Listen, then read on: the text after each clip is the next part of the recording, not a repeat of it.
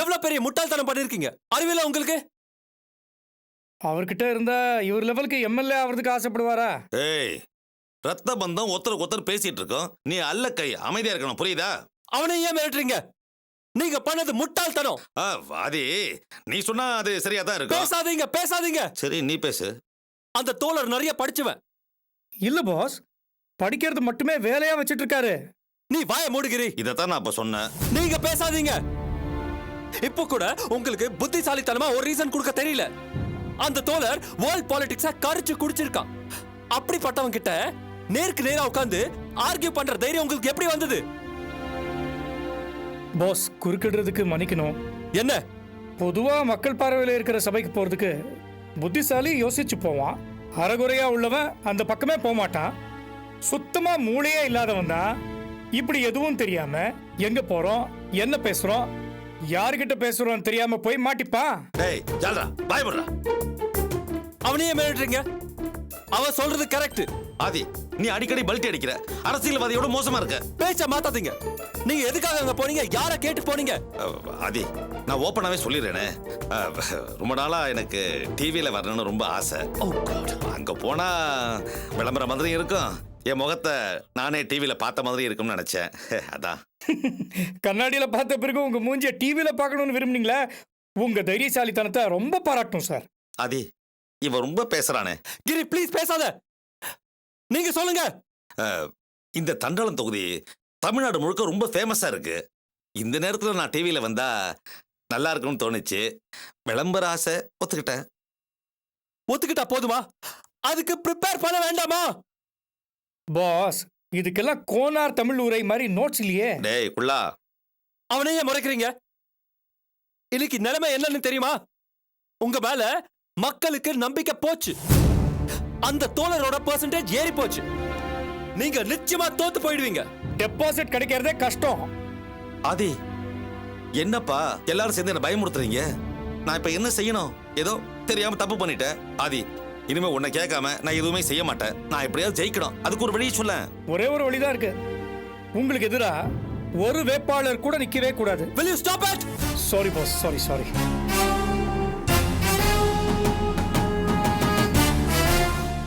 எவ்வளவு காசை இன்வெஸ்ட் பண்ணிருக்கேன். By the way, தேவராஜன், நீங்க ஏன் அமைதியா இருக்கீங்க? என்ன பண்ணலாம்? நீங்க அட்லீஸ்ட் ஒரு ஐடியா சொல்லுங்க.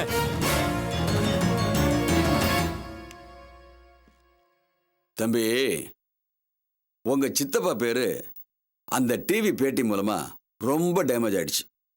அதை மக்கள் மறக்கணும். அப்படி மறக்கணும்னா தோழர் சைடில் இதை விட அதிகமான டேமேஜை ஏற்படுத்தணும். கரெக்ட். அப்படி நடக்கிற பட்சத்தில் மக்கள் இதை மறந்துடுவாங்க. மக்களோட மறதி தான் இன்னைய அரசியல்வாதியோட அஸ்திரம்.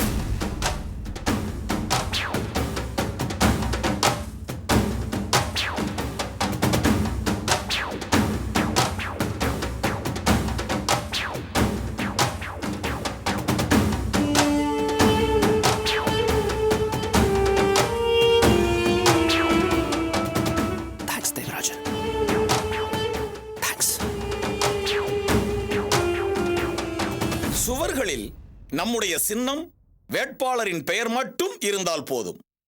துண்டு பிரசுரங்களில் நாம் வெற்றி பெற்று வந்த பிறகு மக்களுக்கு நாம் என்னென்ன சேவைகள் செய்ய நினைக்கின்றோமோ அவற்றை விளக்கமாக எழுதி நாம் விநியோகிக்கலாம்.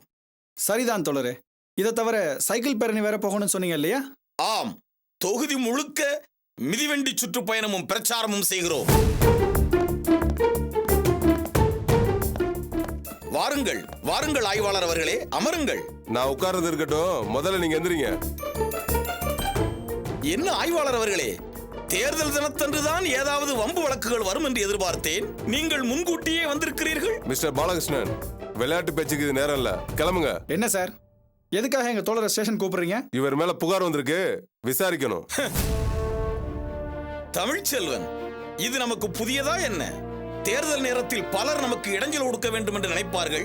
யாராவது அரசியல்வாதி நம் மீது பொய் புகார் கொடுத்திருப்பார். இவர்களும் உடனே புறப்பட்டு வந்து விட்டார்கள். எந்த அரசியல்வாதியும் புகார் கொடுக்கல. புகார் கொடுத்தது ஒரு பொண்ணு. பெண்ணா?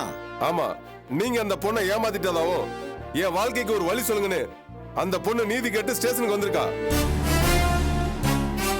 பயங்கரமான கில்லாடிதான். தமிழ்ல பேசிய ஒரு பொண்ணை கவுத்திட்டியே.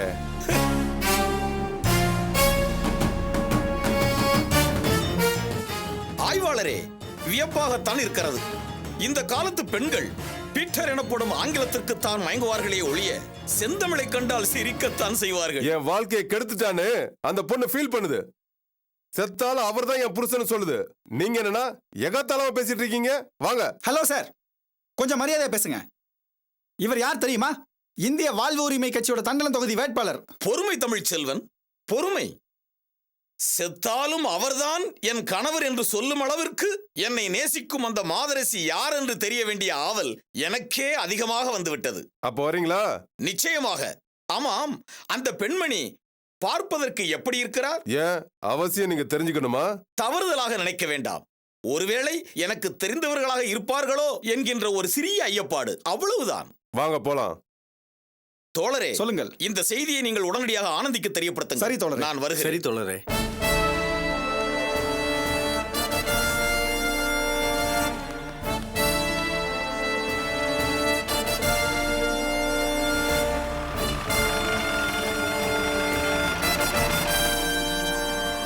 யோ, சார், சார், இருங்க, சார், இருங்க இருங்க. சார், ஒரே ஒரு கேள்வி எங்க கேட்க போறீங்க? சார். சார், இருங்க சார். யோ, அந்த ஆளை கூட்டு வாயா. சார், ஒரே ஒரு கேள்வி என்ன கேட்க கேட்கணும்? சார். அதெல்லாம் கேட்க முடியாது. போங்க. சார், தோழர் பாலகிருஷ்ணன் மேல என்ன சார் குற்றச்சாட்டு?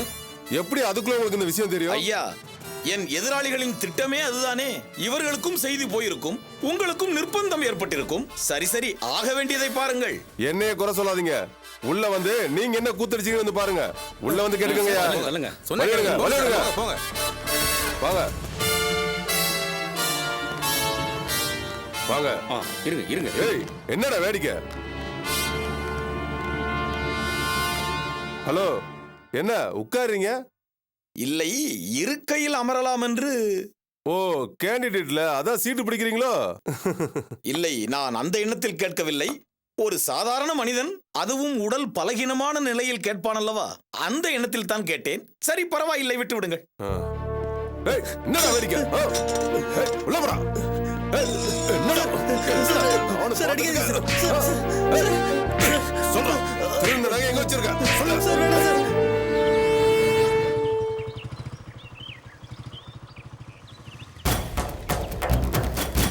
வாங்க. என்ன என்ன இந்த தோழரை அரெஸ்ட் பண்ணி உள்ள வச்சிருக்காங்க. பார்க்கணும்.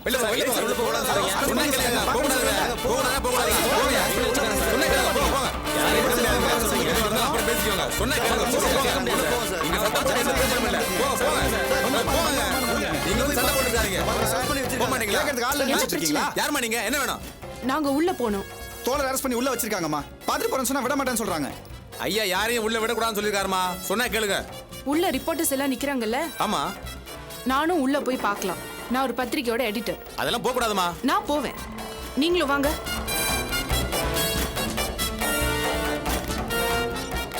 யாருப்பா? நில்லுங்க நில்லுங்க. என்ன என்னாச்சு? ஹலோ, நீங்க யாரு? என் பேர் ஆனந்தி, தினசரி தீ பத்திரிக்கையோட எடிட்டர். தோழர் பாலகிருஷ்ணன் மேல என்ன கம்ப்ளைண்ட்? இனிமேதான் விசாரணை ஆரம்பிக்க போறோம். சரி இருக்கட்டும், எதுக்காக ரிப்போர்ட்டர்ஸ் எல்லாரும் கூப்பிட்டிருக்கீங்க? நீங்க யாரு? பத்திரிக்கைக்காரங்க தானே? உள்ள வரல, அதே மாதிரி தான் இதுவும். ஓகே ஓகே சார், நீங்க என்ன நினைக்கிறீங்களோ அதை பண்ணுங்க.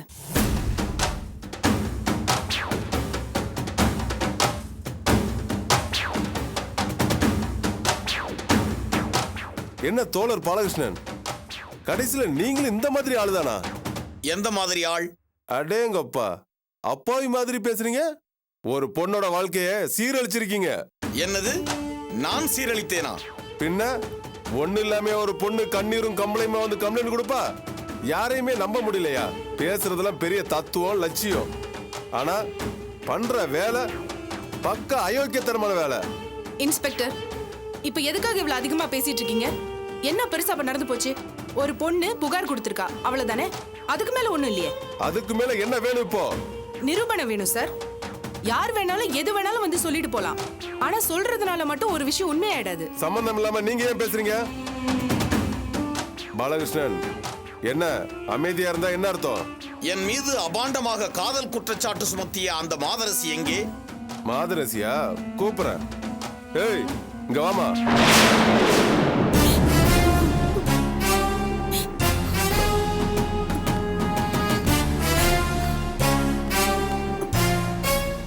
வாமா. இவதான் அந்த பொண்ணு. சொல்லுமா, உன்னை ஏமாத்தி கைவிட்டது யாரு? சொல்லு. இந்த ஆளுதான் சார்.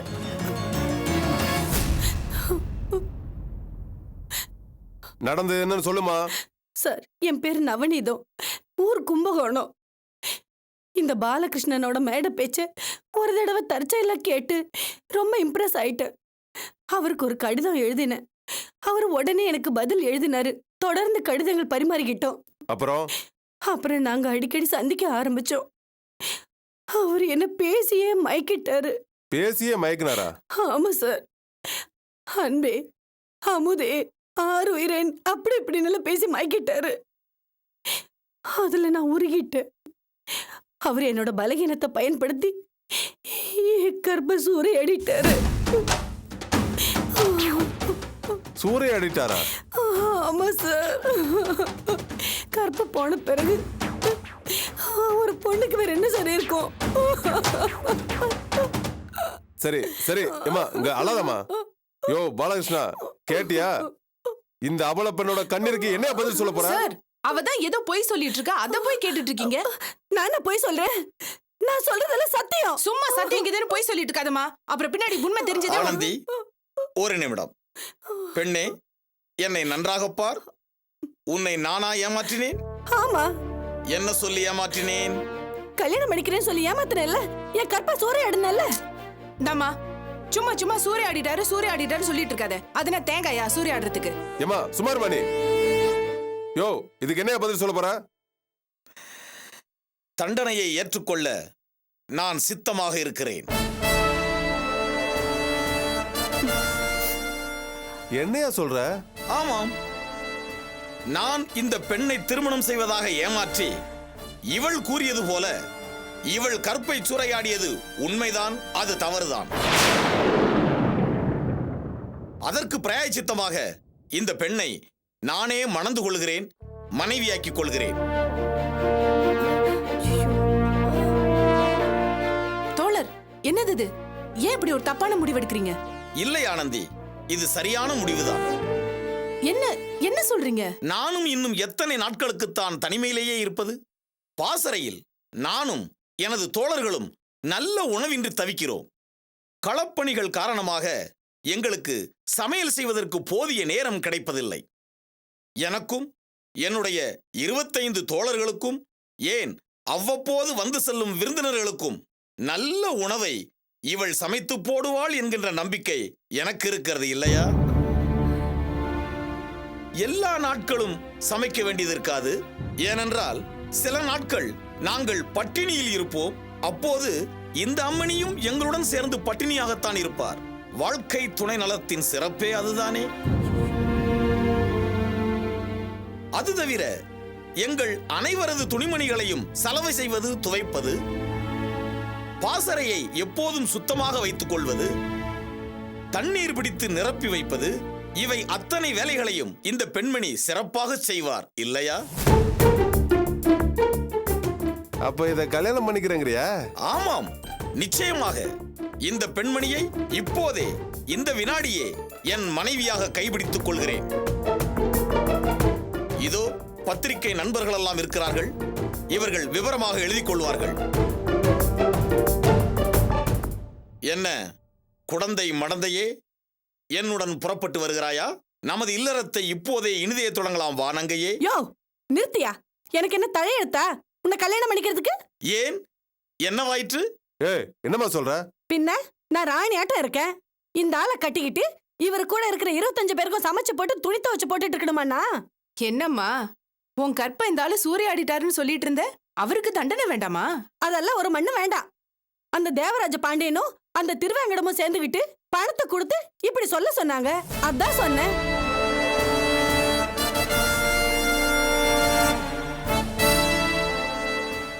இந்த ஆள் என்னடானா கல்யாணம் அது இதுன்னு சொல்றான். கொட்டையில போறவன். ஏய், என்னமா நீ எங்கள கேன போய் நினைச்சிட்டு இருக்கியா? இஷ்டத்தை பேசிட்டு இருக்க? ஐயா சாமி என்னை விட்டுருங்கய்யா, நான் தெரியாம வந்துட்டேன்.